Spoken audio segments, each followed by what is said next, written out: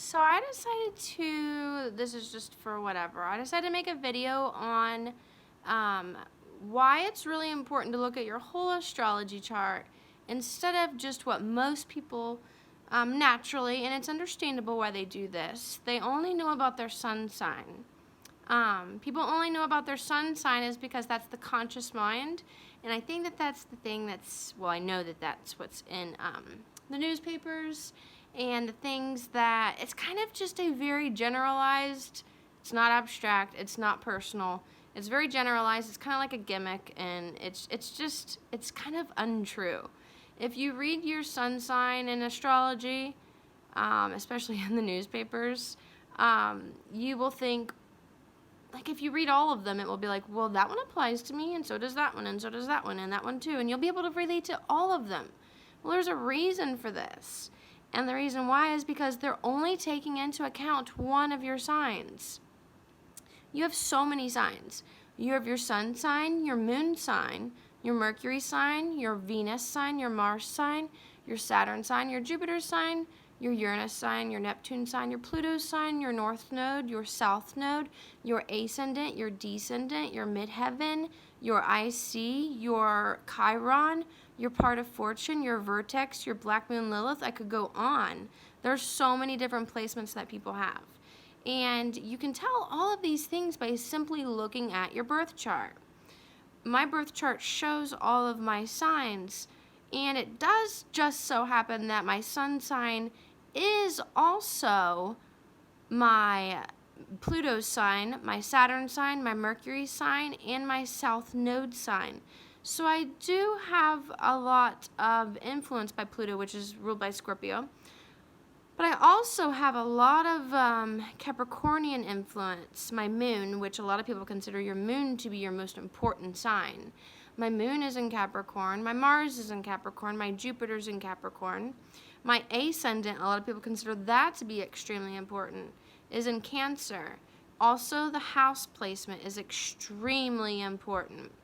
The house placement tells you where in your life these things will occur. And so that's why I decided to make this video. Also, some planets won't really influence you that much at all, or some signs won't really influence you that much at all. For example, let's see. Oh, and the degree. The degrees in the sign matter a lot. This is an example of the shapes of a chart. There's many different shapes of a chart. As you can see, all of my main planets are in a cluster in the second quadrant. The bottom left is the first quadrant, the bottom right is the second quadrant. Top right is the third quadrant, and top left is the fourth quadrant. That's a different thing, but basically I'm interested in second quadrant values, and it's very apparent. I don't really know much about what's going on with other people, or what's popular. I don't really value those things as much.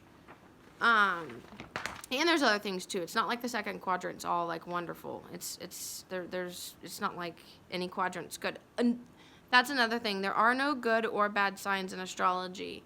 There are unhealthy manifestations, and there are healthy manifestations. Any sign, any person can, basically these energies are simply here to utilize, and you can utilize them any way you want, free will.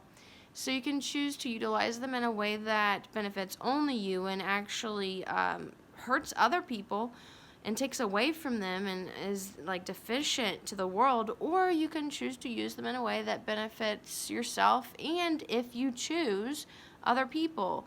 It's still possible to only benefit yourself and not hurt other people. I mean, we are all born alone, so I think it would actually be a lot better of a world if everybody kind of was self-sufficient and didn't depend on other people for everything. I think the world would be a lot better place, because then you would have self-love and there would not be so much jealousy, etc.